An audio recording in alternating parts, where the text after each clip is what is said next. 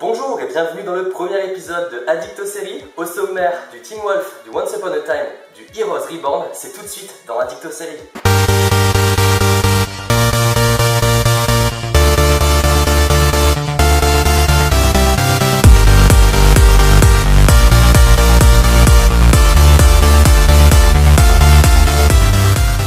Et c'est le début de tournage pour la saison 6 de Vampire Diaries.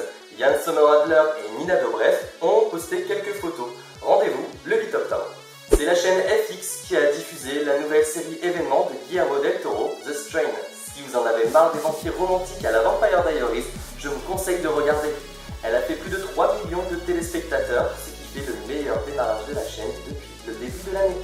Nous savons déjà que la saison 4 de Once Upon a Time sera liée à l'univers de Frozen, ou autrement dit, la Reine des Neiges. C'est Georgina Haig qui interprétera le rôle d'Elsa.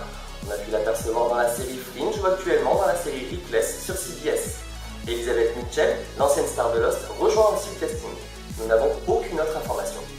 The Leftovers, la nouvelle série de HBO, est jugée troublante et intrigante selon les journalistes américains. Intéressante, oppressante, semblable à un Lost 2.0, c'est ce qu'ils pensent et ce n'est pas le cas. La série Constantine, attendue sur la chaîne NBC le 24 octobre, perd son actrice principale, Lucy Griffiths, après avoir déclaré vouloir emprunter un autre chemin. Alors Lucy, on a peur des démons? Alors que la saison 4 de Teen Wolf bat déjà son plein, la saison 5 est déjà dans les cartons. C'est le magazine Variety qui a lâché le morceau. La saison est donc prévue pour l'année fiscale 2014-2015. Et si vous voulez suivre l'actualité de cette série, je vous invite à rejoindre la page Facebook Teen Wolf France. Je vous mets le lien dans la description. Enfin, des news pour la suite de Heroes, intitulée Heroes Reborn. Elle est attendue sur la chaîne NBC en 2015. Le créateur, Tim Kring, a ainsi annoncé que tous les personnages seront inédits, à l'exception de Jack Coleman, qui interprétait Noah Bennett. Il aura un petit rôle au début de la série. Et maintenant, on passe au top et au flop de la semaine.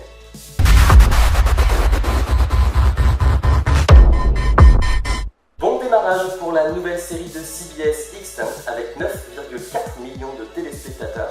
C'est avec la belle Halle Berry qui revient sur Terre après une expédition de 13 mois dans l'espace et découvre qu'elle est enceinte. C'est un gros succès pour The Last Ship, diffusé sur la chaîne TNT avec 5,3 millions de téléspectateurs.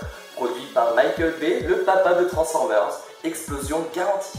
Et le flop de la semaine, c'est pour Under the Dome qui n'en finit pas de baisser dans les audiences.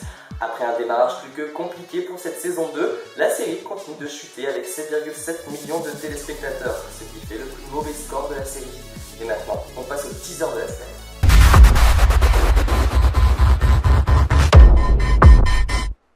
Et cette semaine, 3 teasers sont à l'affiche avec la saison 8 de Doctor Who, la saison 4 de Homeland et le retour du Cavalier sans tête dans la saison 2 de Sleepy Hollow.